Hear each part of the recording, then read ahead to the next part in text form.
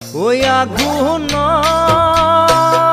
পথাৰত তুমি কাটি আছিলা সোণ বৰণৰ পোকে ৰঙা পকা পকা ধান।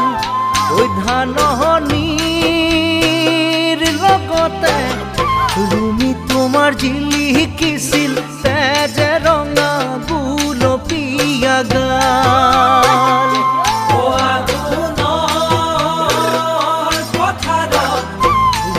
তুমি কাটি আছিলা সোণ বৰণৰ পোকে ৰঙা পকা পকা ধান।